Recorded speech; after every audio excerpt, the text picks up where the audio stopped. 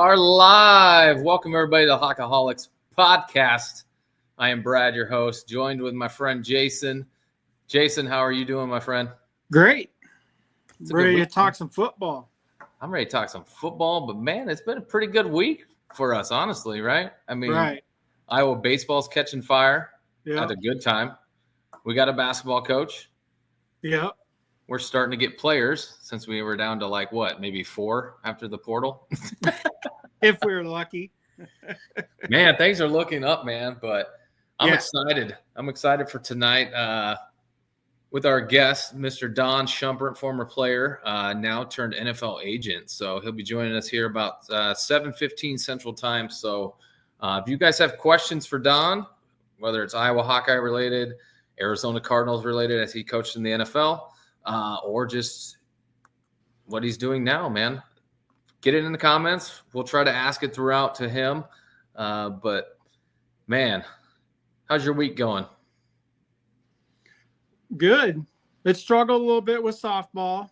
Softball had a little brain fart over the last weekend, but they went 0-3 against Wisconsin. But it had and that's coming off of a win over UCLA and then they had a 7-4 lead going into the 7th inning. And they bring in, Trenton, who's their second pitcher. Like they rotate, they pitch 2 pitchers a week in every game, right? Their starter and then they have one that comes in. And they gave up 4 runs in the bottom of the 7th to lose in game 1. And then they just lost the next 2. I have a feeling they lost the next 2 because of game 1. Game 1 was such a downer for everybody. Kind of took it out of them, huh? Yeah, they gave up 4 runs in the bottom of the 7th and lost 8-7. Damn. Yeah. Then they ended up losing the next 2. That's some rough stuff, man. Chris, welcome in, brother. How are you? What is up, my fine gentlemen? Man, another day in glorious United States of America, man. It's been a good week so far. What's up with you?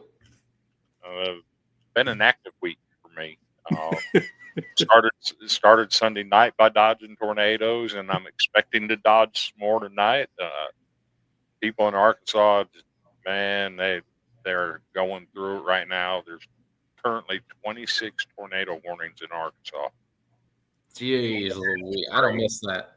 It's coming my way. Yay me, right? Right. Yeah. That's insane. Well, glad you were safe Sunday, brother, and I hope we don't lose you tonight because of it here. But, welcome in. Terry, what's up, man? Go Bruins, college baseball. Hey, 1-2 in the Big Ten. Yeah. 1-2 in the Big Ten, Terry. Iowa and UCLA at the top. And wasn't it just 2 weeks ago that Purdue and Penn State and Michigan State were the top 3? Yeah. Yeah. That's nuts. It's starting to come together now, man. It's obviously we'll have some time to talk later. He'll get on here in the next 10 minutes, but the way Iowa's been playing, man, if this continues, the bats are swinging. I mean, they're all seeing the ball very well right now, which is what they need. They really need with the way the pitching goes, right? Yeah. So pitching's been good too. That's the crazy thing. Even last night when we used all 9 different pitchers, actually it was only 7 because we run ruled them. But right, even last night they only got 1 inning of work each pitcher, but they all at least put up some good numbers. The only one that gave up a home run was Walker, but I can live with that. Like 1 run, right. I'm fine with that. So that's awesome for them. I'm not a fan of that 1 inning per pitcher stuff. I get it, and I understand why they do it. I'm just not a fan of it. I'm with you, Chris. I understand it as well. I just don't like it. Especially, I just think if they do a good inning, throw them back out there and see what they do in the next inning as well, and then bring somebody in. That's kind of what I'm a fan of. Just kind of let them get into the routine of, okay, I'm coming out in another inning. If they don't get in trouble, especially the freshmen, that's the only one that really got me was the freshman, because he did give up a run, right? But let him go back out there and see if he can't go 1, 2, 3, right? See if he can battle through it. Yeah. And so that one's the only one that really got me. But Yeah. We've been doing that a lot on those Tuesday games. Last week it backfired. Last week we lost 10-8 to Illinois State. We shouldn't have lost. Let's just put this up. Illinois State's really not a bad team. They're not. They're just not a team that an SEC or Big Ten team should be losing. No, and the way Iowa's been playing, they definitely shouldn't have been losing to them. But a lot of different players play in that game, and that's how he treats midweek games. Everybody plays who doesn't play on the weekend. I mean, even you get people with bats out there who don't play over the weekend in those midweek games, because that's his way of letting everybody play, and get ready to play. Like kind of what Chris said through text form to us, kind of letting them get a feel or whatever, let them play, get some innings, get some at bats, whatever. But I just don't get it. So like Coach Corbin, 8 or 10 years ago, what he would do is you'd have your normal starters on Friday and Saturday, and then Sunday was the day that the starters got the rest and your bench players and role players got to play. And he's gotten away from that, and now he uses the midweek games for that and lets his starters play all weekend. I'd rather do it the other way. Yeah. Because you get your younger guys your in-conference play. And as everybody knows, SEC and Big Ten are brutal in conference. Yep. So you get your freshmen in conference play and prepare them for years down the road. Yep. And my thing on these Tuesday midweeks, okay, the way I was playing right now, this is a postseason team, right? We can all agree on that. If they continue this clip, in conference play, yep, they are going to make the postseason. Yeah, they'll get an at-large too. I don't think they would have to win the conference tournament either. So, at what point, when are we going to find that fourth pitcher? Because we are going to need a fourth arm if we're going to make these postseason runs. We ain't going to be able to do it with 3 pitchers. We saw that in the Big Ten tournament in the past with Heller's teams. Game 1, 2, and 3, we're fine. If we have to get to game 4, that's when we end up getting it because we don't have that fourth pitcher. Who starts most of your midweek games? It's been different so far. Yeah, this week was a true freshman. Bleeker was this week. Last week, I believe, was Ewan, if I recall. And I can't remember who the Loris one was, but I'm pretty sure it's been 3 different guys that got the nod to start. But then, again, they do the 1 inning thing. Yeah. Last week, some of them did 0.2 innings because they were getting just eaten up out there. So at some point, he's got to settle for somebody to try to get 2 or 3 innings out of that midweek. Wouldn't you think? Like at least 2 innings, maybe 2.5. Like he doesn't have to go a whole 5-6 innings. We don't need that on a Tuesday against Illinois State or Bradley. We don't need that, but we need to find that fourth pitcher because if you use Watts as reliever, you're not going to be able to move him to that fourth pitching spot because you're not going to screw that rotation up. Well, the only thing is if they have a low seed and make it through the Big Ten tournament, because when they get in the regionals, it's only 3 games for the most part, right? So, I mean, then you get your regular. If you lose, what is it? You lose 2, you're out. So, but you have 4 teams and you play your 3 games. The winners go, and then they won't play in the super regionals. They only play 3 or 4 games at most, right? Chris would have to refresh my memory on that, but I think that's how regionals are. At most in the regional, you can play up to, let's see, you have to win 3. Yep. So at most 4 games. Yeah. If you lose 1, then that would be your 4th game. Yeah. So we need to find somebody because, we're playing well, but we get up to that next level, man. I don't see us going 3-0. It's very hard to go 3-0 in a regional. Let's face it. Even some of the best teams in the country, they get 1 loss. Those teams that make it to Omaha every year, man, they don't just cruise through. This ain't like March Madness to make it to the finals. You don't lose a game type thing.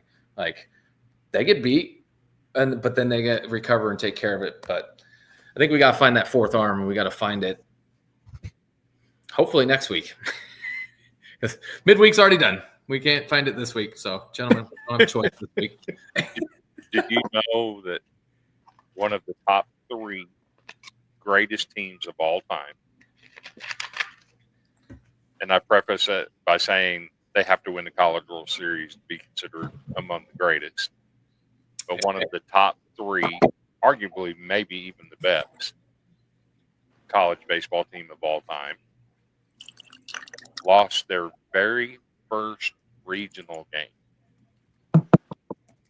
They were up against the wall in a home regional right off the bat and had to win their way out to get out of the region. And then they lost the first game of a super regional and had to win 2 straight. And it's like, guys, this is not okay. And then they get to Omaha, and it was balls after that. Ended up taking the College World Series. Yeah, you can put yourself in a world of hurt quick if you don't take care of business right off the bat. Yep. So I just remember those USC teams with Mark Pryor. They would pitch him consecutive games. He would throw 200 pitches in 3 days. Like, they just used him in the College World Series like crazy. Yeah. So it just depends on if the coach cares about the pitcher, because Mark Pryor didn't make it very long because his arm was dead. Yep. That's facts. So, yeah. Well, I mean, I've been impressed, man. I mean, if we get time to get to it today, I know you'll probably have to jump off here, but Chris and I may hit on it. I'm going to share the schedule and just kind of give a rundown of just the dominance that actually they've been doing. I would not be shocked if they sweep Northwestern this weekend. Now, you told me this after the first couple weekends when we were like, man, we got to figure out this rotation. We got to figure out this batting order. You had told me that Iowa was about to go for their 3rd straight sweep in the Big Ten. I would have said, nah, not a chance, man. But better look out for Ohio State. They're hot. We already swept them. You already swept them, bud. And it wasn't even close. We ruled them twice. So that's why when we were talking about doing power rankings, man, that's why I put Iowa number 2, man. What Oregon went out and did, Ohio State didn't stand a chance in any game against Iowa. Not one. They were never in the game. I think all of our pitchers went 6 innings, 5 or 6 innings plus, and we just knocked the shit out of that ball against them. So sometimes you have to. Yeah, man. All right, well, our guest is here, everybody, right on cue, 7:15 Central Standard Time. So please welcome Mr. Don Shumpert to the stage with us. Sir, how are we doing today, man? I'm doing great. Hey, I like the whole setup. You like that? Yeah, that's pretty nice. Pretty nice. I'm out in Los Angeles. I still got sunshine. Hey, about 60 degrees. Yeah, about 60 degrees. So I'm doing pretty good. That's awesome. We're pretty much from coast to coast. I'm in St. Augustine. Chris is in Tennessee, and Jason's in Iowa. So. Oh, nice. I mean, come on. We love Iowa, right? Hell yeah, man. Hey, I may have moved away from there, but man, I still love my Hawks. So clearly, yeah. Well, cool, man. Well, thanks again for jumping on with us. We appreciate it, man. And man, you got some exciting stuff going on, don't you? Yeah, I got a lot of things going on, keeping me busy. But my heart always been in sports, so it just keep me going every day. The more things I do is always better for me. I just like to attack every challenge and just keep pushing forward. So. Definitely staying busy, but a good busy. Hell yeah, man. So tell me, man, tell us a little bit about you. Obviously, you played for the Hawkeyes. I know everybody's very familiar with that. And you also then went on to do some other things post-Iowa. So just, I guess, tell us what you've been doing since Iowa.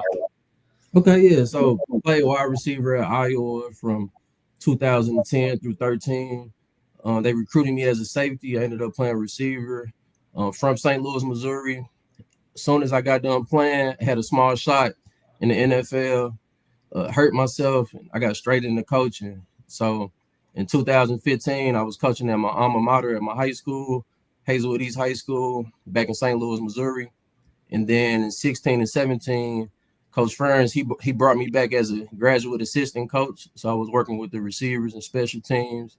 Did that for 2 seasons. After those 2 seasons, I went to the New York Giants as an offensive assistant, working with the wide receivers. So that was a Saquon Barkley rookie season. I was coaching Odell Beckham at the time, Sterling Shepard, some really, really good guys. Did that for 1 season. It was great. I could have stayed or decided to transition. Like I said, I like challenges like this. I'm all about challenges. So I wanted to learn something new. So I learned running backs because I just wanted to learn about the protection in the run game. I kind of already knew the perimeter game just from playing receiver. So went to the Arizona Cardinals in 2019. Went there. I was working with the running backs. That time I had David Johnson, Kenyon Drake. Eventually we traded for James Conner, Chase Edmonds. Had some really good backs, couple backs that still playing. So that was great because I actually got to coach the receivers as well when I was in Arizona. So got to work with Larry Fitzgerald, DeAndre Hopkins, Hollywood Brown, AJ Green before he retired. I had him for 1 season. So just a lot of guys. I've been around a lot of guys. So I did that for 5 years. It's 2023 now. I get let go, and I decided to go back to school to finish my master's. I kind of didn't want to coach anymore. I love coaching, but the time demands it's a lot. The moving and the political aspect, I just kind of got fed up. I wasn't fulfilled anymore. And so I decided to go back to school, finish my master's.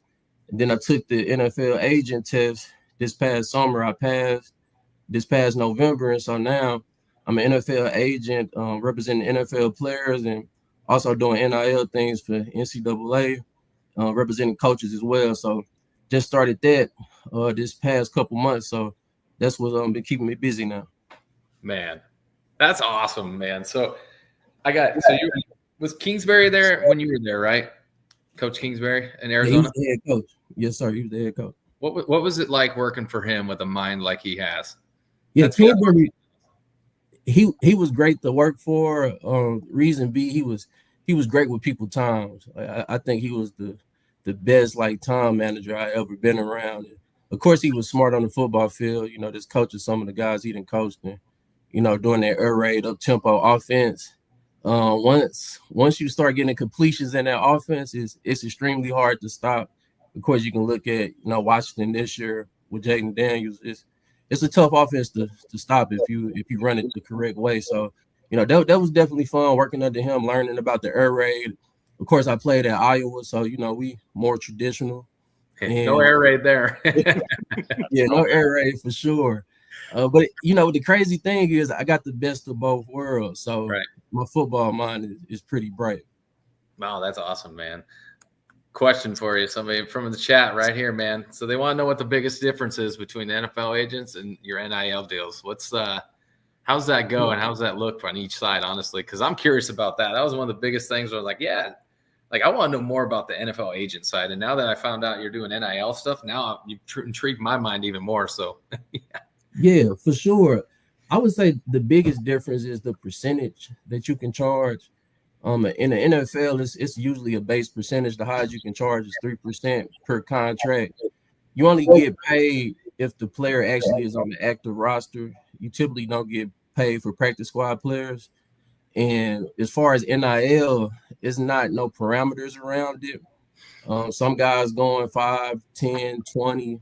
I mean, I didn't hear more than 20, which is insane, but I just think it's less rules around it. I think they're trying to work on it, but it's kind of the wild, wild west per se.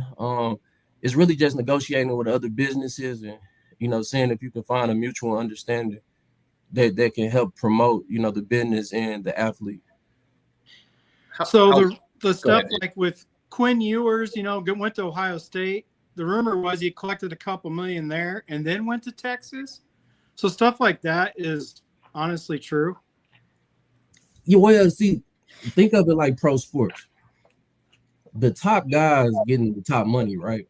Right. So NFL, Mahomes, all them guys, they're getting paid big money. It's the same in college. If you're a brand name guy, nowadays, the Shador Sanders of the world, you're gonna make multi-million dollars.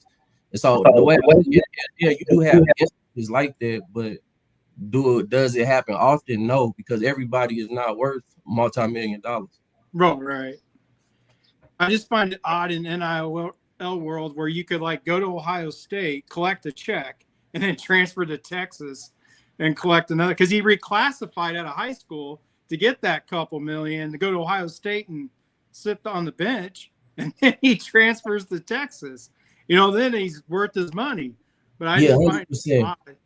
And I think that's where maybe the NCAA will come and play and try to have some more guidelines behind it. It's a lot going on right now. And of course, it's just all about what's in the contract, to find writing in the contract, because if you was to leave, you might have to owe some of that money back, if the contract was done the right way. So valid point. So let me ask you a question. We all heard about the big NIL deal that Carson Beck got to go to Miami. It turns out he's probably never going to take the field there. He's going to transfer again, probably going to get another NIL deal somewhere. But when the numbers come out like that, saying he's got $10 million in an NIL deal, are you kind of like me, being an NIL, a guy that works NIL deals? Are you kind of like me that says, I got to see that contract before I believe this cat's getting $10 million? 100%. Nothing is official until you see the contract. I mean, you can go online right now and make a big tweet and say this how much a guy got. I mean, social media, this world, you can say whatever. So I'm not buying a $10 million contract. I'm not necessarily buying a $10 million NIL deal. I'm not saying it's not possible, but right. I'm not buying there. Not at this moment. Yeah.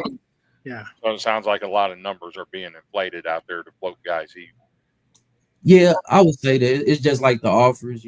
Everybody say they get offers from this school and never got an offer. So, it's just a lot of things going on in this society that you really have to dive deep in and actually see if it's true or not. Valid point. Like Nico at Tennessee getting $8 million right out of high school. I can tell you that one is legit. Yeah. I know that one is. Yeah. Like I said, it's some guys making good money.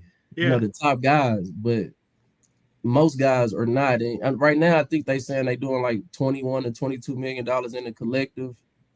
And I don't know if they saying that's the max a school can spend, and you can still work your outside deal. That's why it's a lot of gray area right now, like a lot. So really, the contract speaks for everything. Whatever is in that contract, that's what you bond to. Man, that's crazy. 10 million, man. I couldn't imagine getting paid 10 million to play some ball in college, man. I bet you would have killed for even $1 million back in the day. No question. Now, seeing the type of businessman that I am, I would have left college with a lot of money. Right. Back when I was playing, I still would have took care of business, but I would have left with a lot of money. Trust me. Right. Yeah, it's crazy. So, like, I used to run sports bars in Iowa back in the day, and actually, nice. I ran one in Ames, and one of the biggest thing was when players came in back then, nobody was allowed to buy their food because technically it was a violation. So like seeing this stuff blow up now is like you couldn't buy somebody a $15 meal back in the day, but now I can go and here's brand new Mercedes. There's a couple $1 million. Hell, you don't even have to see the field. Like it's nuts, man. Yeah, it's insane. I think it's a long time coming. I'm happy for the guys. Yeah. Do I think back sometimes and be like, I wish that was me? Yeah, but everything happened for a reason. I'm in a position now to try to help guys get extra money in their pocket and do it the right way. Because a lot of the main issue is with these contracts is you don't want these contracts to tie you up once you go to the NFL. You need to make sure that the writing is right as far as that you only entitled to this while I'm in college. Because if you mess that up, once you get to the NFL, that can be a whole nother thing and a lot of legal work that you don't want to go through. Yeah. If you remember back in the day when Boise State made their national title runs, even though they never got to play for it, they had a summer workout program, right? Mm-hmm. They have their incoming freshmen come to campus during the summer. And the coaches would put out a list of current players on roster that were staying on campus and help these freshmen team up with these already rostered players and get them a place to stay. Okay. They'd be sleeping on floors in these dorm rooms, in other players' rooms.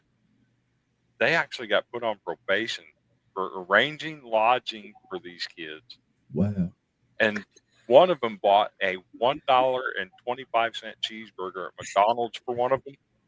And that was one of the things that Boise State got hit for. It was crazy. That is insane. It was, I mean, that was the old NCAA now. You couldn't get away with nothing. Nothing. It was tough. Yeah. For sure. Don, I have a few questions for you back in your playing days.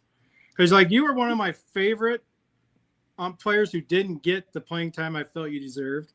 Oh, man. But you played with Damon Powell, though. Did you ever race him by chance? You know, me and DP, we never raced. He was extremely fast. I would say, to be honest with you, we probably was the two fastest. I don't know who would have won that race. It would have been a toss-up, probably who got the best start. But, I mean, easily 4-3. Easy. Oh, yeah. See, because, like, I would watch you when you did get a chance to play, and you just looked fast as – so, like, I always compared you with Tevon Smith as far as a faster version, right? Yeah. He may have had better ball skills, I always thought. And when it's man-to-man, I always felt they should just throw up to him. He could go get that ball. Yeah, but you had similar skill set, but with more speed. So I was just curious if did you ever race Smith at all? Because you played with him as well. Yeah, me and Smitty, we split time like my senior year. We was basically sharing reps. So that's my guy right there. I would say I'm faster than Tavon, so I definitely agree. Okay.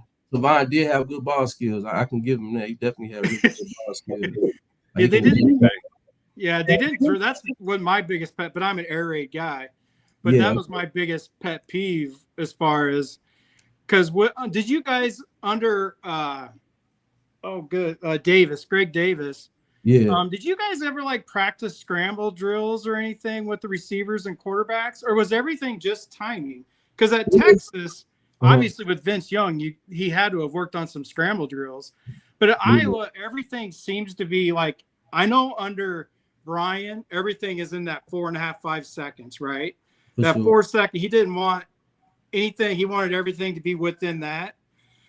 But with Ken O'Keefe, I felt like because under Drew Tate, he made the scramble drill very effective. But most quarterbacks don't. But did you guys ever practice that with Davis, with the quarterback? Yeah, that's a great question. We never practiced that when I was a player, when I was under Coach Davis. The first time I actually seen it was with the Arizona Cardinals with Cliff. And, you know, you said you were an air raid guy. So that was a big part of, like, a lot of the quarterbacks he coached in college, you know, like Mahomes, I think Mayfield, a couple other guys. Yeah. And so I actually did see the value of doing the scramble drill, especially when, you know, we used to watch the Chiefs play. Like, that was their whole offense back when they had Tyreek Hill, was more or less was the scramble drill. The second play, that's usually a whole nother play. So I do believe you have to practice it so guys can know where to go from a spacing standpoint, and they can know where to move to, because if you don't emphasize it, you won't get it done. Right. So, like, did he practice? Because I know my guy was Mike Leach. He's my favorite guy in the world. Did he practice it? Like, if you were running a deep route on the right side and your quarterback scrambling right, do you come back to the ball and then the short route guy goes deep? So typically the guy that's on the outside, we scrambling right, and I'm the number one receiver. If I can go deep, throw your hand up, but the number one rule was to take 2 steps upfield and come back as a comeback. Yeah. And so everybody else on the opposite side, they really just running into vision. So if I got 2 receivers to the left, the quarterback on the right, now they just trying to run to his vision. Sometimes guys would go deep, but it was more or less coming back towards the quarterback, trying to find that open area. Yeah, the open spots in the zone. Yeah. Yeah, you just answered. I mean, to be honest, I could talk to you about football for hours, just being honest, because I have so many Iowa questions, because obviously I know more about Brian from talking with people within Brian, but I didn't get to talk with anybody I was a young pup in 2012, and Mhm. under Ken O'Keefe. So I know Brian's, but your era, I'm so interesting because the difference with what Davis was supposed to bring and what he actually brought, there really wasn't a whole lot. Yeah, for sure. It's I think he just had to play it safe. I don't think he had the free rein to do everything he wanted to do. Just looking back at it, Yeah. I mean, it's like that, but it's like that in most places. You have to run your head coach philosophy. Exactly. So, usually they start from the top. One thing you can say about Coach Ferns, though, is he get guys ready to play. He's a great man, and it's hard to win the way he wins, but it works because he has a formula behind it. Yeah. You can get better players, at different positions, then I think it can work. Of course, you want to spread it out a little more. I mean, trust me, I get that part, but the better the player, I don't care who calling the plays. Now it's much easier. So, and it all started at the quarterback position, of course. So I agree with that 100%, which is, I was going to bring that up with Daniels at Washington with Kingsbury, because my number one quarterback coming out of the draft was Daniels. Yeah. So I thought he should have been number one, but he hasn't made with Daniels as his quarterback right now. Oh yeah, I mean that guy's special. I don't know if you probably ever see another rookie season like that. Right? It's just tough to do. He did it in the tough division too. So salute to him. Right. Yeah. So I wanted to ask you about some off the field stuff during your time at Iowa. You had a teammate, right? Uh-huh. I don't know if you got to interact with him a lot, but this teammate was nationally known for his insane workouts, right? Uh-huh. Do you have any weight room stories about Brandon Weger? Oh, so to be honest with you, we crossed paths, but I think his last year was my freshman season, and he actually I think he got in trouble that season. So he did. I don't even necessarily recall seeing him. Damn. But I know exactly who you're talking about. He was talented. He ruined himself. He definitely did. And another teammate I think was there while you were there, Brendan Sheriff. Oh yeah, Sheriff a beast. I mean, that's the strongest human being I've ever been around. Even he just put his hand on you. It's like, bro, hold on. Did you brag a lot about playing quarterback in high school? He did. I was there. I watched his game. He talked about it a lot. Me and Sheriff came in together, so I definitely remember those conversations. And I'm just thinking, bro, you really played quarterback? Yeah. But, I mean, he was athletic. The perfect example of in high school, usually your most talented player plays quarterback. He's the perfect example. Yeah, for sure. What's funny about that though is he started on the varsity as a freshman at quarterback, and he was 6'5", 265. Do you know how big he is now? At least 330, maybe. He's 6'5", 330. Yeah. He never grew any taller than freshman in high school. Just the same. And he only played offensive tackle or left tackle one season in high school. Oh wow, he was a quick learner. Yeah, he's incredible to see what he's done. He's still doing it. That's the thing. Yeah, for sure. He's still doing it at a high level. I know I think he's a free agent right now. Last I saw, nobody had signed him after the Jags let him go. But somebody will pick him up. Yeah, he's still doing it. I mean, I'm a 49ers fan, so I'm hoping that they're going to go grab him because we need some more line help. That'd be nice. I'm a Titans fan. We definitely need some offensive linemen. Yeah, no, for sure. I need some help. But hopefully y'all can do good in the draft. Things can change. Oh, yeah.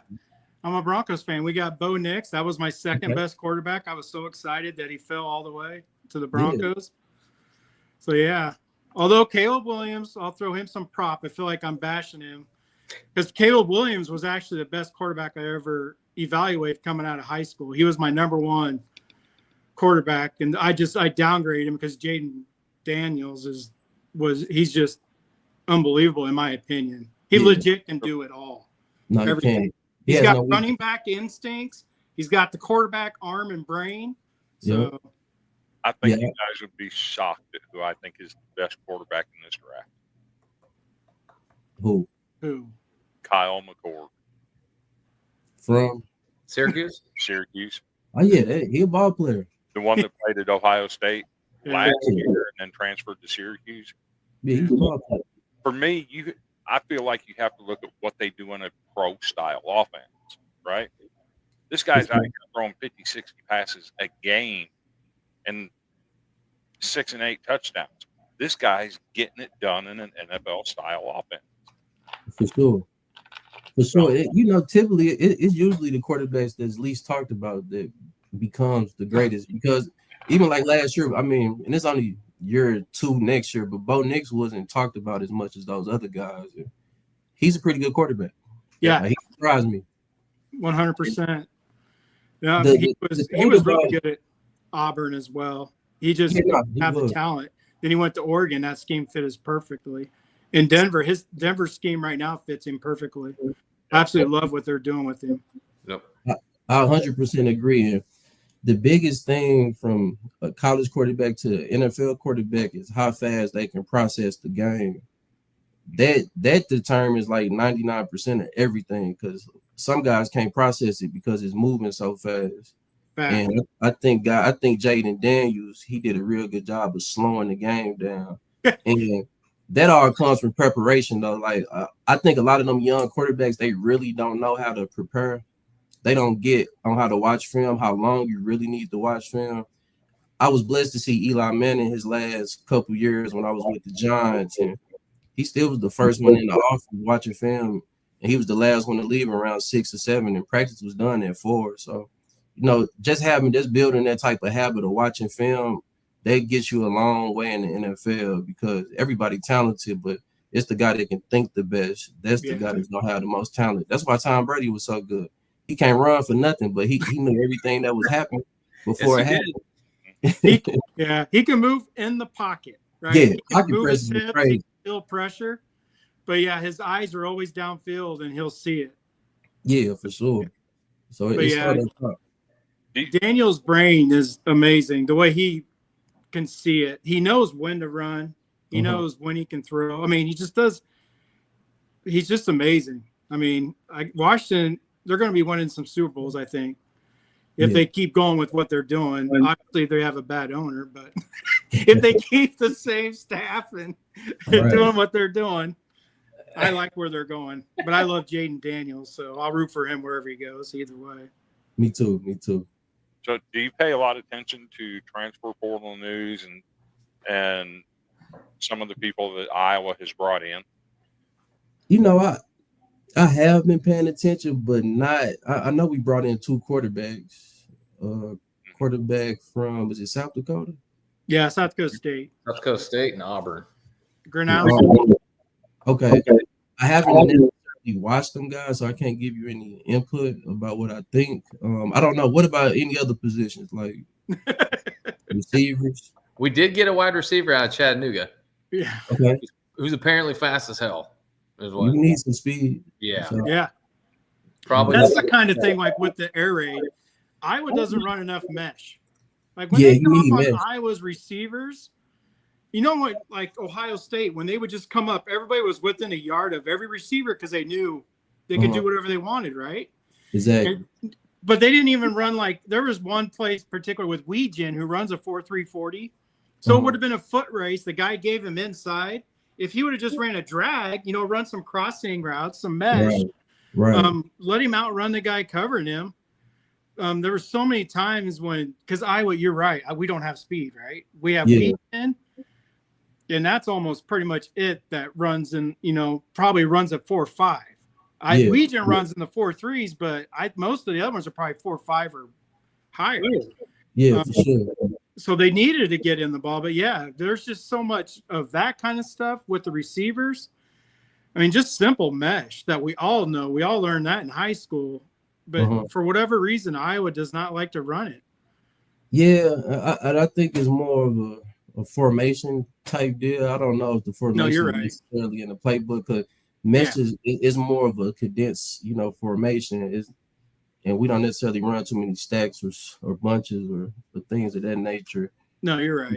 It's kind of more under center. Even when we in gun, it's more spread out. I don't think we do too much condensed. I'm not sure what the new OC doing. I'm sure they got to adjust that shirt, but I think if they had it that personnel, that formation, that should be a staple. Because to your point, I mean, especially in college, that shallow route is extremely hard to guard. Yeah. No, I agree. But like I said, I'm a Mike Leach guy, and the mesh was his. Yeah, I love mesh. So that's probably part of it. But I'm trying to put that into the atmosphere to go to Iowa. Let me see some mesh. Let me see Speak it into existence, they call that. For sure. Especially now KJ's gone. But we have Washington Jr., who they tried making a wide receiver. They're going to make him a running back again, but I think it's because maybe they're going to start using the running back in the passing game as well. And he's got hands. It's just he doesn't have the route running ability. Yeah, is Washington the kid from St. Louis? I believe so. I believe that's where he's from. Yeah, he is. Yeah, I've been in communication. Yeah, I know Washington. I actually heard he's a really good player, so that would be good to have a guy with some pass catching ability out the backfield. Yeah, I mean, he really is a good player. I liked him at running back when he was a freshman. Then they moved him to wide receiver last year, and then they're moving back to running back this year. And my thing is, I hope they're using him as a receiving back because I think he's great at it. For sure. No, I love receiving backs. Like those backs were making the most money in the NFL. I mean, unless you Derrick Henry, but he's one of one, man. Exactly. He's only one of that guy, dude. Like, if you ever watched his high school tapes, it's not even fair. Yeah, it's crazy. It was. To be honest about what Derrick Henry is now, he doesn't play on third down, and 9 times out of 10, in the fourth quarter, he's sitting on the bench. I mean, that's what Derrick Henry's turned into because he got used up by the Titans. He had an okay year this year, right? Didn't he? Yeah, he did. It was the first time in 3. It was the first time he had 3 consecutive seasons where he lost games because of injury. Oh, well, he did get injured, but he was up there at the top. So he wasn't Barkley, but he was up there at the top in rushing. Played in a while without getting hurt. Yeah, for sure. I mean, and to his point though, and I know you're a Tennessee fan, but the last couple of years it's gonna be. It was real hard to be successful in Tennessee. And, you can see that with Saquon. I knew Saquon, like what he did this season, that it didn't surprise me like one bit. He was doing that with a terrible offensive line. Like our offensive line was really bad. I was coaching. He had 1,000-yard rushing and 1,000-yard receiving his rookie season. So I do think environments, do have something to do with it. Sometimes change is good. Because Henry was like a beast this year now. He was running. Oh, yeah, but offensive lines help for running backs too. Yeah. He had a good one, and what he did was prove all he needed was a hole, right? He could do it on his own, kind of like Barry Sanders, where he could do it without an offensive line, but Barkley's not Barry Sanders, right? Barry Sanders did a lot of running backwards to go forward. But what do you think about that freaking spin back jump over defender that Barkley did? It was impressive, but nothing would like impress me because I just think he's the best back I ever seen in the NFL. That's just me personally. And I've been watching him. You understand, I was watching him at Penn State. I was a graduate assistant coach. So I got to see him for 2 years at Penn State on the sideline. And I'm like, bro, I have never seen a running back like this. And he almost did that to us that one year. He did. He broke like 3 tackles on the 3rd and 10 on the swing pass. Yeah. First down. I'm like, bro. Broke my heart at the same time. Yep. 3 tackles in Jason's heart. And that whole drive, they just used Saquon at the end of the game until the touchdown. Yep. Right? They did. It was a killer. Saquon, I mean, they on 3rd down, let's give it to Saquon. I mean, they went down and just drove and just, because Iowa's defense is so stout. Yeah, but they would always get that first down. Yep, they stayed on the because field. of Barkley. 100%. He was so hard to bring down. Yeah, I'm sure that was, to me, that was the most amazing play I've ever seen in my life. You know, it was crazy. You will probably never see nothing like that again. No. And I don't like saying that, but that's just Jason, crazy. you're forgetting the most important thing here. Shump was on his coaching staff. He's the one that taught him how to do that. I wish.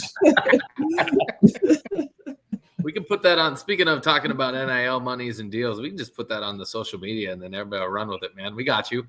Come on, man. I taught him how to do the reverse, backwards. We actually practiced that. So, yeah.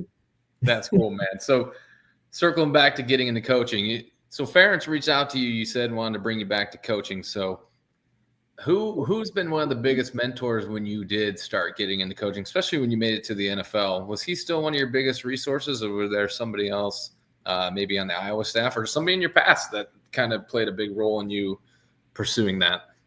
I would say my number one guy, of course, Ferentz, because, I played for Ferentz. He gave me my first opportunity, but Kelvin Bell actually gave me the recipe as far as how to become a coach and what to do. And I remember I was a senior and I was trying to figure out, like, I know I got a small shot in the NFL, but if not, what's next? And, I had a nice conversation with him. He kind of told me what to do, and I took what he told me to do, and then the rest was history. But, the key thing was just me writing Coach Ferentz a letter that's expressing my interest, because, it's just much different. It's old school. It actually means something. Somebody took some time and actually, put pen to paper to write, your thoughts or whatnot. So I did that. And then fortunately, that next year, coach, that's when he called me to be a graduate assistant. But yeah, Kevin Bell, he definitely one of the best guys I've been around. And, I just always respect Coach Ferentz, for getting me into coaching. And of course, just being my coach when I was a player at Iowa. So that's awesome, man. I love Coach Bell. Yeah. So I have a cousin that has been a head football coach in the state of Iowa at Waverly. And he had a philosophy when he was coaching. If you're going to be stupid, you better be tough. And what he was referring to is athletes not taking care of their body, and then when it comes practice time, couldn't make it to practice. Yeah. If you're going to be stupid, you better be tough and make it to practice. Okay. Did you have a similar type philosophy where, let's say you went out and drank a bunch of sodas the night before a football game and started throwing up on the field?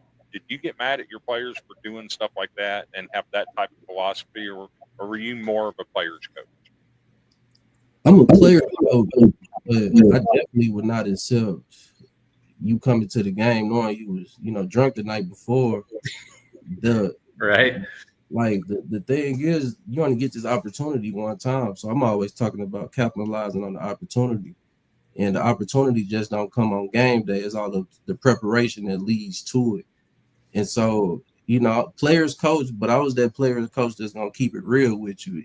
It's some guys that's players coaches, but they just do it just to try to get close to the players. I'm going to keep it real with you. I'm going to tell you the truth, but I definitely wouldn't have been satisfied seeing one of my players, out the night before. You can tell as a coach, who's taking care of their body, who not. It's not hard. That's what we do. We evaluate. So.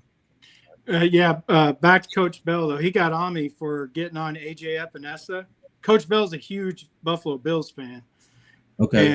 And Buffalo made him lose 30 pounds. He's down to 259 or something like that. And he's light now. Okay. Where at Iowa, he was 275. So Coach Bell was, because when they went to the combine, AJ threw up. He didn't do hardly anything at the combine, which is why he slipped all the way down to Buffalo.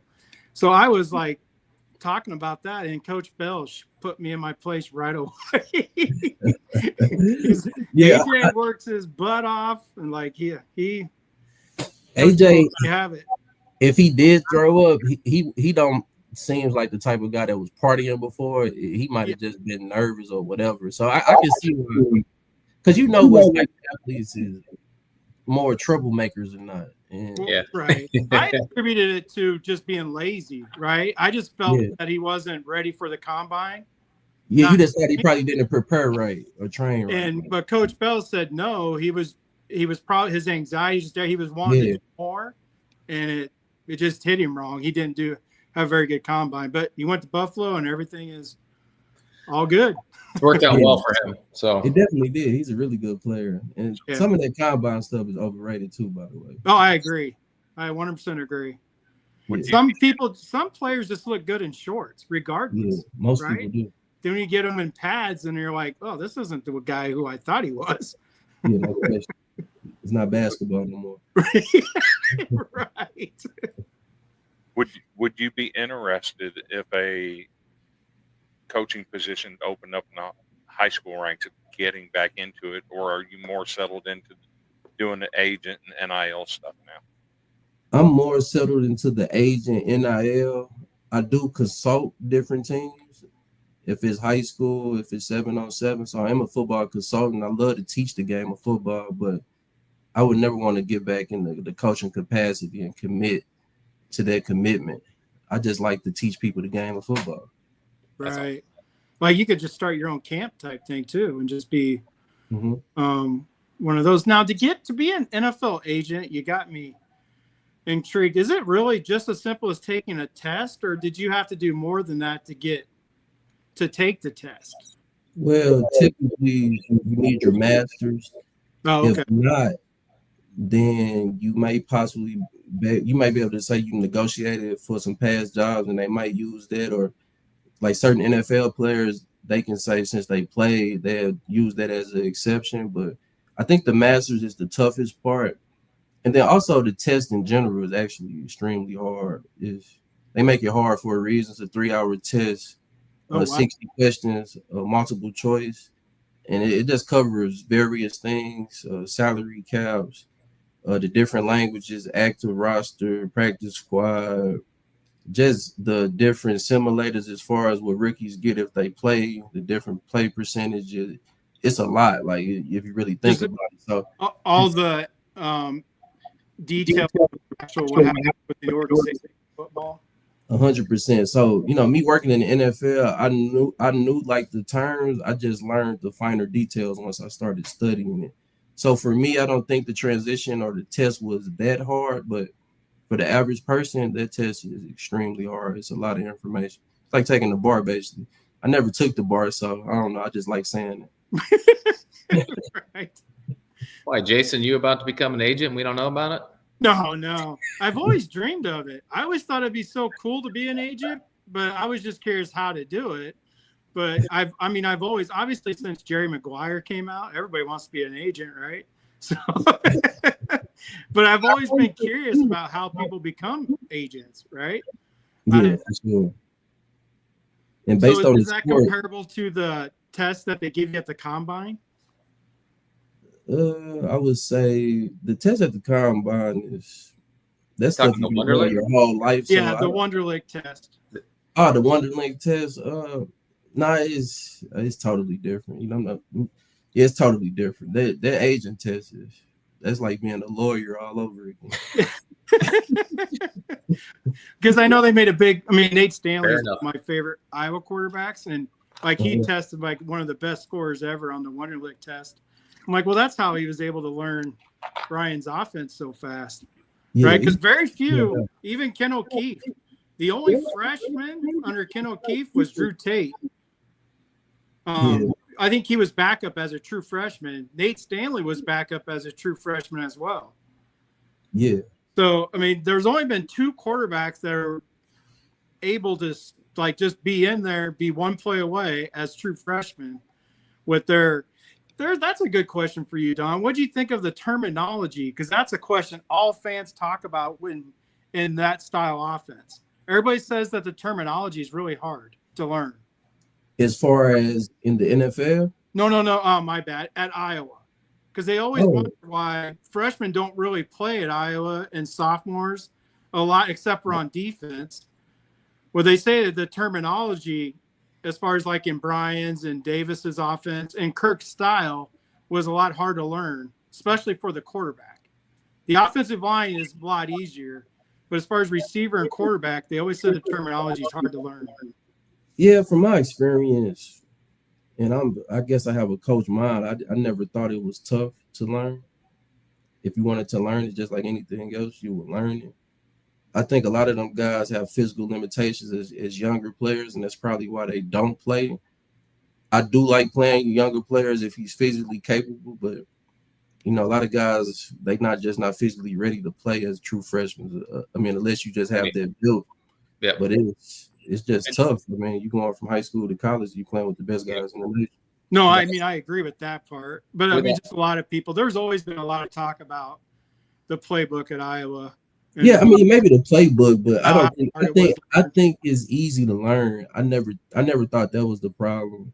Maybe the plays that we calling. I mean, of course, everybody can critique that, but the terminology was easy for sure. I definitely think a lot of it's that the being the tough and the physicality and coming from high school to college, because Iowa expects a lot more physicality out of their wide receivers and running backs than most other programs do, right? Like, a lot of what you did was blocking, and you're asked to go and not just block cornerbacks, but you're also asked to chop down, get some linebackers sometimes. So I think that probably plays a lot of part too, and at least from an outsider's perspective. Like, I played wide receiver, and I couldn't imagine jumping up to D1 as a 19-year-old kid and having to go one-on-one with a 230-pound linebacker, man. I would have been toast. Like, yeah, no, for sure. I mean, we stayed on the corners and the safeties, but regardless, blocking is not easy, especially if you don't have the mindset. It can be easy, don't get me wrong, but it's just like anything else you do. If you repetitive do it at practice and you do a good job at it at practice, it becomes easy. So I actually, I fell in love with actually blocking and doing all that good stuff. Dean, hope you're feeling well, man. Speaking of that, what do you think about going full speed in practice? At Iowa, apparently, because they've had a couple transfers say that at Iowa, your practice is full speed hitting, which is how some of the people were getting hurt, some of the players. Did you guys go full speed in practice? Oh, I mean, we went full speed. I'm all for full speed. I'm all for going hard. I'm for tough training camps. Andy Reid, in the preseason, he plays all his starters. There's some coaches that wouldn't dare to play Mahomes. He has the most physical training camps, and you see how good they are. So I think it's actually good to have physical, tough training camps, because you only get so much football to practice. And I feel like the people that necessarily might have said that, they probably was lazy, to be honest with you, because you should want to practice. Like, it should be tough. Football is a tough sport. Like, it's extremely tough. So you should want it tough. Now, are we tackling, taking guys to the ground? No, but 100% full speed. Yeah, let's go. Yeah, I need a tough. I like that. Okay, so you're talking about being tough and all this. You brought us down the road from your playing days at Iowa, how you got into coaching, the agent stuff, the NIL stuff. Now, here's the question we need to take you down. Everybody wants to know the inside Shump. Say you've had the worst day you've ever had in your life. You had a 10-year, $100 million contract ready to be signed, and it falls through. You feel defeated. It's 10:30 at night. You can't go to sleep because your head is in a bad spot. Who's the one person in your phone that you're going to call to get that advice, to get your mind back where it needs to be so you can focus and move forward? I would first say I'm so inner driven that I wouldn't even have to make that phone call. I'm gonna get myself up, because this the thing. It's all about the reality of things. So if you expect for it to be tough, once it gets tough, you're not necessarily concerned. You trying to figure out, why am I in this situation? But to answer your question, I would probably call my father or one of my close friends, because we all do get in funks. I am human, right? Like, I'm not saying I never got into no funk, but I'm just saying the place that I am now, I want it to be tough, because that's when good things come. Like people, they just want it easy, and life wasn't made. It wasn't designed to be easy. Sports wasn't designed to be easy. That's why I love sports. It teach you so much, and so me, I'm gonna just get up and figure out what's next, and that's how I always attack life. Like, what's next? Come on, there's something else we can do. You're the perfect Iowa guy. Now I know why Kirk recruited you. Like you sound like, like they say when they always say it's coach speak. Like you literally just spoke like Kirk Ferentz would speak. And that's the coach. It's not wrong. And it's not wrong. Like, it's not wrong. I agree. That's a good thing. That was amazing. Like it was just like the perfect example of like why you were at Iowa. I mean, that's a question I like. Anytime I do an interview, that's a question I like to put out there is, who's the person you turn to? You're the first one that I've ever had answer it with, I'm going to turn to myself first. And then if I can't get it right, then I'm going to go to somebody else. And that would be my father. 100%. It's awesome that you answered it that way. And I'll be honest with you, 90% of the people I've talked to don't have a parent, or in that phone call, they're calling a friend. That you have a relationship like that with your father speaks volumes about you. That's just my opinion. Kudos to you, sir. Yeah, I appreciate that. Thank you. That was a really good question too, by the way. I like that question. All right, guys. It was a pleasure talking with you, Don. I appreciate it. This was really cool. I gotta get off. But you're in the closet, it looks like. Yeah, I'm literally disappearing into the darkness. I was watching it going, I forgot to turn my light on, whatever. It is what it is. I have to get off anyway. But nice to talk with you, Don. Thanks for getting on, and I'll talk to everybody later. All right, Jason. Take care, brother. Hold on, let me do some StreamYard magic. Chris, if you got another question, I'm going to move the cameras real quick. Okay. So, are you allowed to speak about some of the people that you represent, say at the college level for NIL deals, or do you work with specific schools and universities, or is it just open season? Somebody can come to you and say, "Hey, I want you to represent." Yeah, it's definitely open season. I'm doing a lot of things behind closed doors that I won't say out loud, but definitely working on some deals for different players, Big Ten, SEC.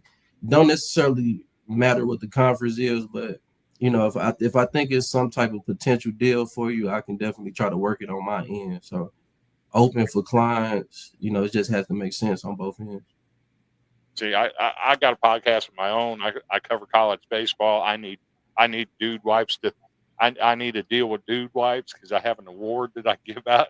No, I'm catching you trying to hire him right now? Trying to hire him. We got to get a deal, man. I love it, man. I love it. That's awesome, man. So I got a question for you. You listed off a bunch of talented dudes from the NFL. A lot of people knew. Who was probably the overall, maybe you might have said it when you were talking about Barkley, but best football player you've ever coached? And that could be any level too. It doesn't just have to be your NFL days, man. Who would you stand out to you as like, man, this guy was just the alpha of the players I've ever coached, top to bottom, checked all boxes? Yeah. Prime Odell Beckham was special. He did something every day at practice that wowed me.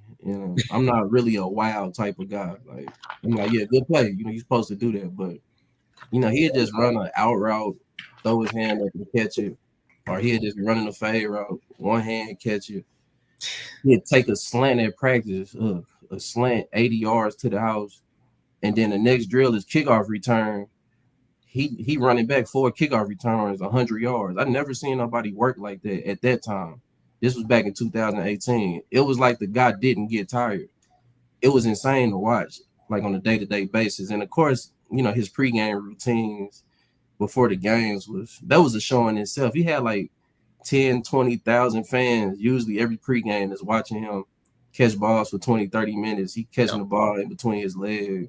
behind his head. I mean, you name it, just doing stuff like, bro, how do you actually do that and consistently do it like it's easy? So I would say, yeah, Prime Odell was something to see. And, you know, it was a reason he was putting up them numbers his first couple years in the league, because he was a different guy now. Okay. So, all right. So I got to ask, did you ever try to recreate those and do them yourself? Say it again now. I said, did you ever try to recreate any of those then? Did you ever try to go catch it between your legs? I'm good, man. Hey, look, at that point in my life, I was fine being a spectator. That's awesome, man. So you went to Iowa, right? You see names like Niall Kinnick, Chuck Long, and Hayden Fry, and Hartley, and Ronnie Harmon, and just names that are famous in Iowa culture. What does it mean to you to have that black and gold run through your veins and be part of that? Yeah, I would say Coach Ferns, he always did a great job of explaining the history of Iowa, you know, what it means, Kinnick Stadium. We watched many videos, old clips. You know, Coach Ferns, he's one of the best storytellers I ever been around. I be thinking, like, Coach, how do you remember all of these small details? I'm like stuff from the 90s and the 80s, like even when he was an offensive line coach. So I think he does a really good job of explaining the history, and he makes guys understand. And as a player, you just appreciate, you know, everything about it. You appreciate the fans. Like Iowa has in the nation. I even asked Saquon Barkley, like, what was the toughest place to play at when he was in the Big Ten? And he would always say Iowa, like no questions asked. And of course, he played at, you know, at Ohio State, Michigan, all them places. So like Iowa is just a great place. The foundation is really deep. The roots are really deep. And so I definitely, you know, had some pride when I put on the black and yellow. That's a great question, Chris. I love that one, man. Makes me want to get out there and start running, man. Just hearing your response too, man. Like, right. It's a one of a kind place, man. I mean, you're either Iowa or Iowa State. There's no pro team. So like it's big time, right, man? You don't have that pro team to fall back to where you all come together and we can all be enemies on Saturday, but on Sunday we're all hanging out together watching that. No, you're either black and gold or you're gold and red. It's either or. That's cool, man. Well, I'm glad you chose the black and gold, my friend. Yes, sir. Me too. Iowa wear red and white. Oh, Iowa State wears a lot of black now for some reason. I don't know what they're trying to do. Yeah, they do. I know, right? They're stealing the black shirt idea away from Nebraska. They can't do it. They can't do it like us. That's all I gotta say. Yeah, can't do it like us. Chris, you got any more questions, man?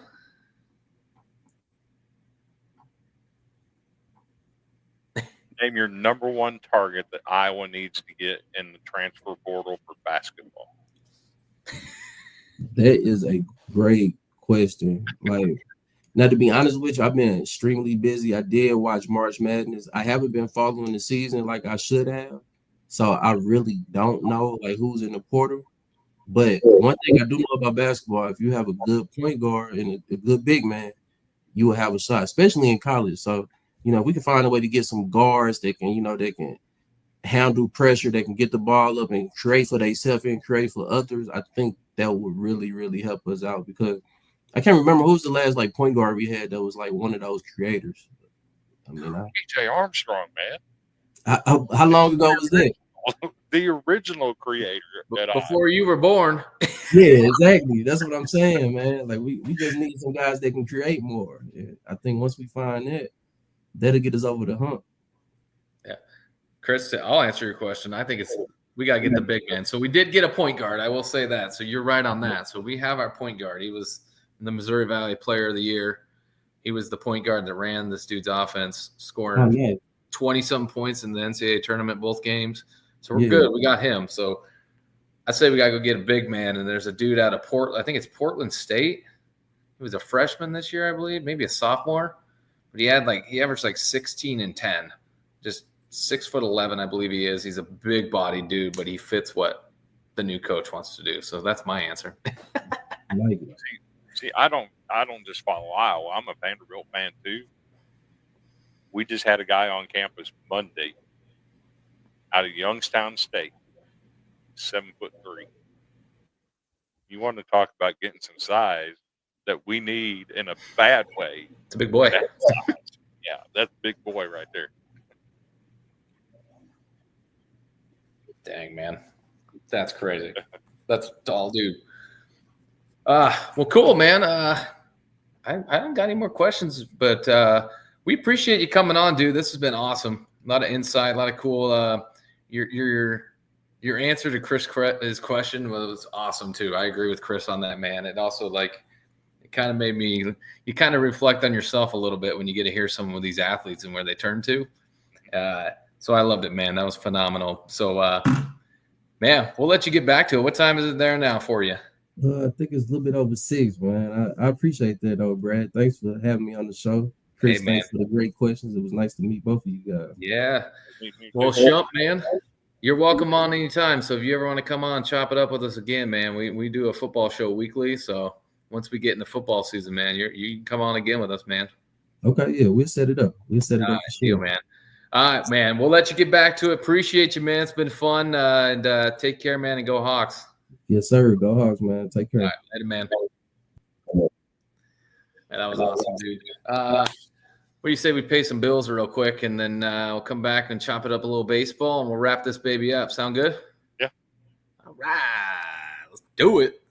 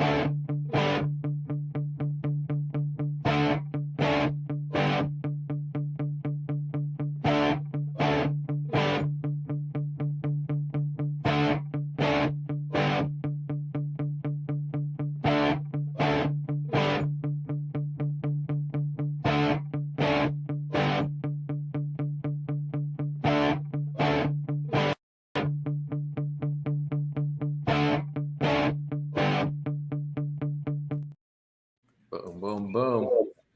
Shout out to College, I guess, Villains Sports Network, man, for hosting this wonderful show we got going on here. Appreciate Andrew and the team, man, for allowing us this platform that we use usually bi-weekly right now in the baseball season, but weekly, so it's awesome. And then obviously shout out to last show. We were live out at Buffalo Wild Wings Go and Altoona, Iowa. So shout out to Matt and his team there. So if you're in that area, man, go swing by. Great dude, great place. Obviously, this doesn't have all the TVs, so if you're looking for the TVs and beer, that won't be it. But if you're wanting to take those wings home with you, man, go ahead and hit up Matt, man. So, yeah, let's do some baseball, man. So, D1 Baseball released their projections for the field of 64 here, and making their appearance for the first time this season, the Iowa Hawkeyes, man, at a 3 seed, as one of the last 4 in right now in the Arkansas region there, man. What's your thoughts? What do you think? So I'm actually surprised. If I were going to listen, I don't know how to say that. If that regional were to hold true and those 4 teams ended up in that region, there's no way I would put Iowa behind Kansas. No, me but you're there. That's either. I thought the same thing when I saw it, but I just went with it. You're there. That's what matters. Yep. And once you get to that point, man, it's anybody's ball game, honestly, when you think about it. A team gets hot, now they win 2 games in a row and knock out somebody they shouldn't, i.e. you see Arkansas. Yep. What do they do every year? Shit the bed. They don't win a championship in Omaha. Nope, they don't. And they usually drop it somewhere along the way, man. So I was pumped to see it, and I'm excited. It's his first debut, and I think I said in our other chat, I think if Iowa can pull off a sweep for their third straight sweep, you got to start pushing them towards – there definitely won't be a last four in. I mean, the way they've been playing as of late, man, has been crazy. I'm going to share their schedule real quick. 9-1 in the last 10.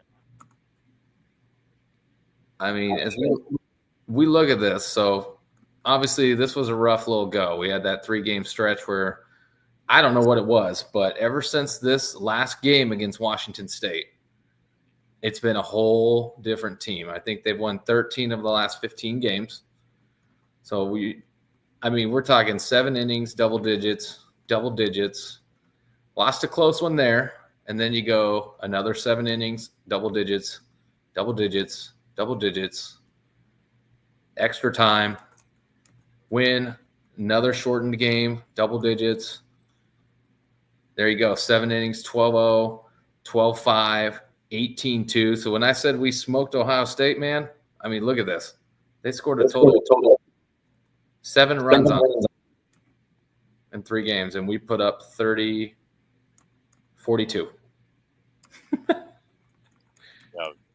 Not a And then you go Ohio State.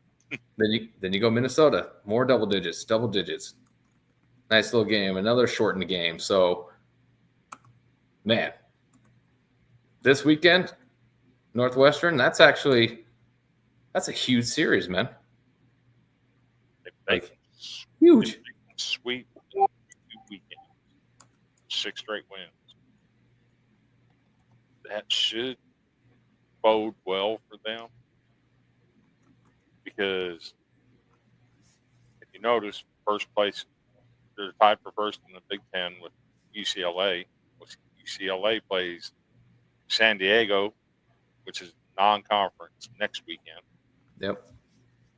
And then they get Washington. So Iowa, if they can pull a sweep this week at Northwestern and get a little, it'll be a fake lead in the Big Ten, because they'll have played more games. Yep. So, but if they can get a lead in the Big Ten on UCLA, put a little bit of pressure on the Bruins, I think it'll bode well for them.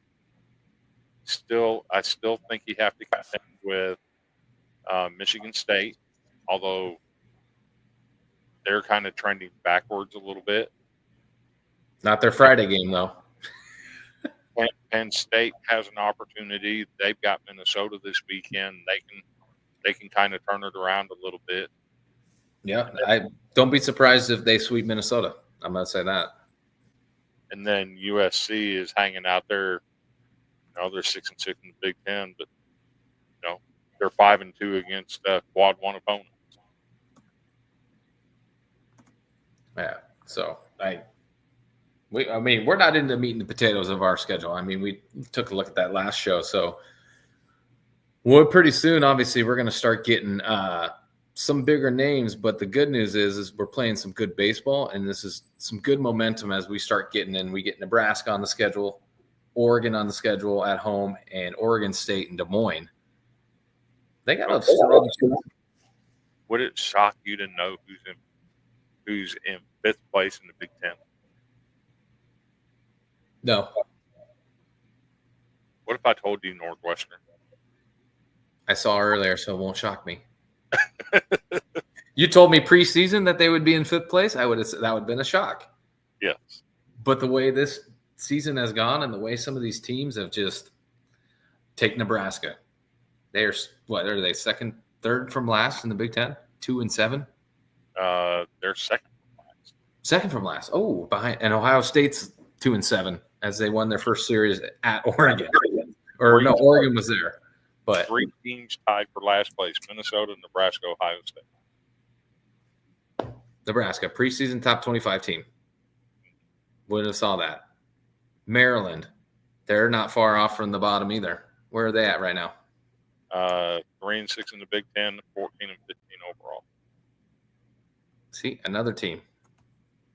And then you got Purdue down here, 20-8 overall, 3-6 in the Big Ten. They're going to win 30 games, but they're not going to finish well in the Big Ten. But good for them. Oh, man. And who's in third? I can't remember. I'm drawing a blank. Oregon, that's right. So they're 8-4.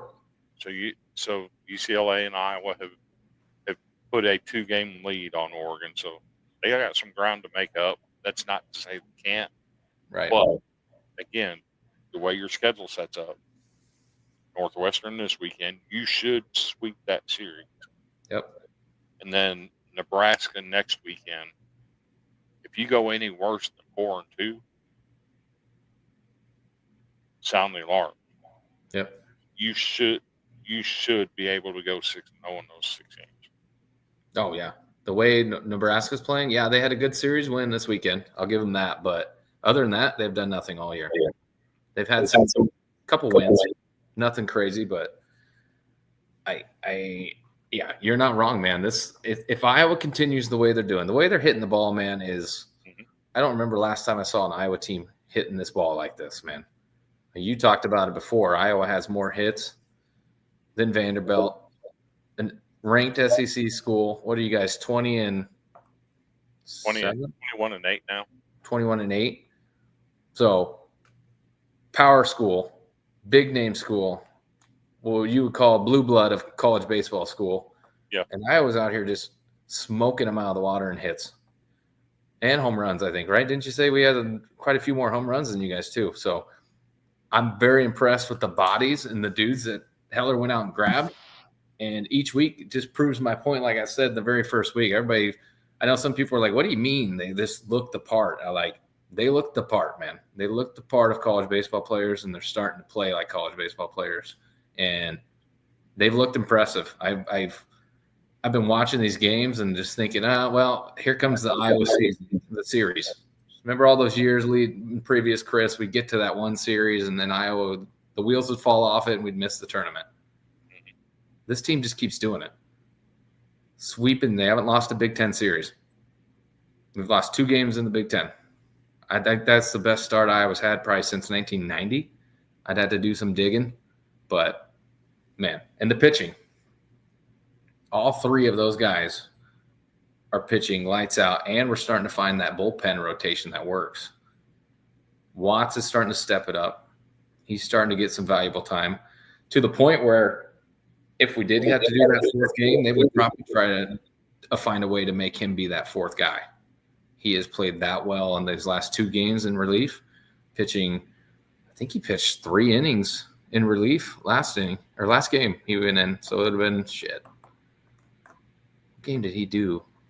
Might have been the Thursday game, but he came in after 6 innings by Savary, and I think he threw 2.5, and the other guy came in and finished out the game.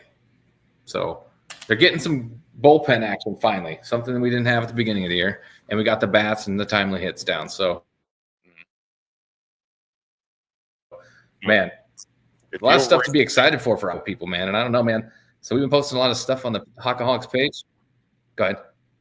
So if you'll rearrange our pictures here, I'm going to go ahead and share something real quick. Are you doing hold that thought. I got to go to the right thing.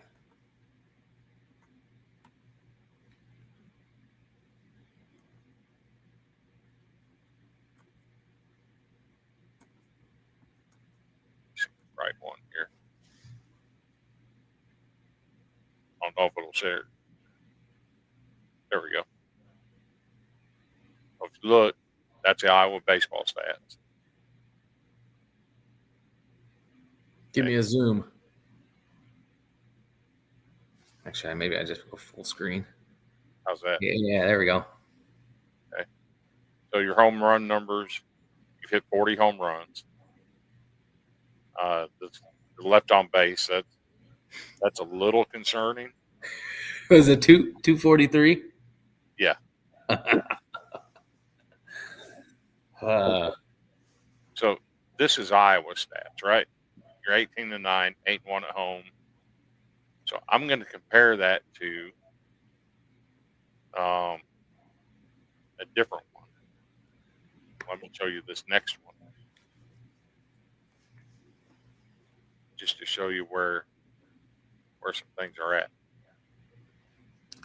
I love your stats. Bring it on.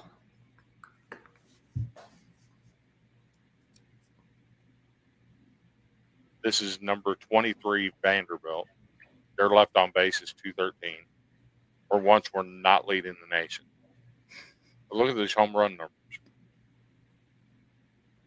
24. 16 more. So you look at your number of hits. You've got 300 hits. Vanderbilt's got 252. Yeah, man. As a team, Vanderbilt's hitting 275. Iowa's hitting 317. Yeah. Those first four guys, usually the first three guys. I mean, we got two guys that have, I think I saw 40 plus at bats, and they're hitting almost 400. So when you talk about you're hitting the ball really well, you're not just saying it. You know, Vanderbilt's a ranked SEC team that has won multiple College World Series championships. They've been to the tournament 17 straight years. Iowa's playing very good baseball this year. Yep. And it was very iffy from the unexpected. Yeah. Like I had him sixth. I thought he would finish sixth just because Heller's never finished past eighth. So I had him sixth. But after last year, I mean, last year was supposed to be what this looks like, honestly. Like last year, I thought we were going to have these arms, and I thought that last year that this was going to come together. I mean, there were some people that had Iowa and Omaha last year. I don't know if you remember that. Yeah. Even the D1 guys were putting them in it, and then the wheels came off of that. But again, I circle back to Heller going out and getting these guys in the transfer portal. And there's not many from big name schools. That's what makes it even better. That's how talented the baseball levels are, honestly, when you think about it. That you can go in and poach a kid from Loris, and he can come in and be hitting home runs left and right. Yep. You can't go poach a kid from Loris and put him on the football field, and he's going to go catch all these touchdowns. So they found the right people. That's plain and simple, man. For some reason, Tennessee can poach a guy from Iowa Western and make him their Saturday starter. Mm-hmm. What? I think Iowa went after him, but when defending national champion comes and calling, yeah, I mean, it makes sense. Right. It's kind of you got to figure it out there. So, man, exciting stuff, man. I'm excited for what's to come. Obviously, we'll talk more on our next show, but what's your prediction for the weekend, my friend? What you got? Honest opinion right here. You think we sweep? So if Northwestern's able to pull one game, it'll be the game that I remember his name. Obermueller? No. Northwestern's got a his pitcher. Yeah. I can't remember that kid's name either.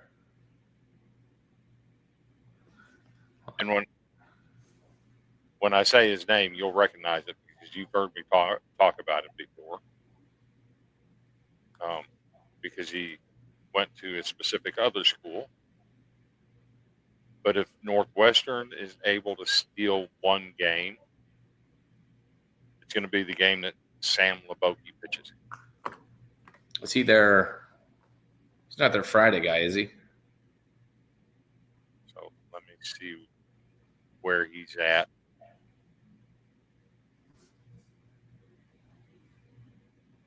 Take a second to get him pulled up here.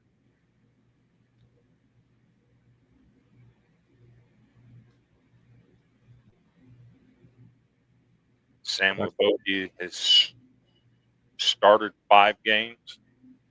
He's appeared in 13. He's got a 3.89 ERA, 106 WHIP. He's got 2 saves. He leads the team in innings pitched with 41.2. He's given up 19 runs which two of their other two starters have given up 25 and 29. Ooh. He's got 33 strikeouts and only 6 walks. So if Northwestern's able to steal a game, it'll be the game that he pitches. But I don't think that's going to happen. That'll make it interesting because did you see the pitch rotation we did this last week? So we moved in everybody. Okay. Obermiller pitched the last game, which would have been the Sunday game, but obviously we did a doubleheader. Savary bumped up to be what would have been the Friday guy, and then Buter slid from Sunday into the Saturday spot. So I guess we'll see what the rotation brings, but if it's Savary versus him, I think they take that L. But if we go back to normal and maybe he pitches against Cade, that's where people seem to get us, because between Buter and Savary, they have not lost a game. Right. They have not. So when they left, they've been taking care of business. And they've been pitching 5-6 innings. So they're pitching deep into this thing. So I think that would be the only chance I get. But I guess we'll see come Friday when they start. I guess, Friday they should release who's going to be on the mound. Maybe Thursday, maybe tomorrow. So I'm curious to see. I thought it was strange that he did that when we've been rolling anyway. But I have to trust what Heller's doing, man, because clearly it's going the right way. So he's doing something right. Yeah, I mean we're going like all of the right buttons. Yep, with all the right people. I know there's a lot of shuffle at the beginning of the year, but damn it, I think he might have found the sweet spots finally. So, yeah, man, I think my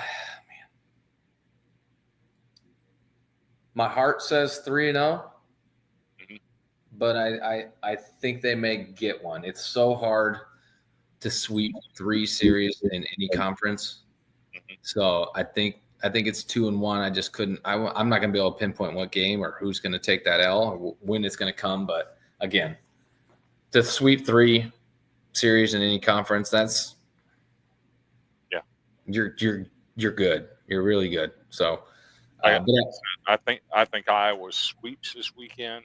Ooh, yeah. But if they were to lose one, it's probably going to be the game that Leboke pitches.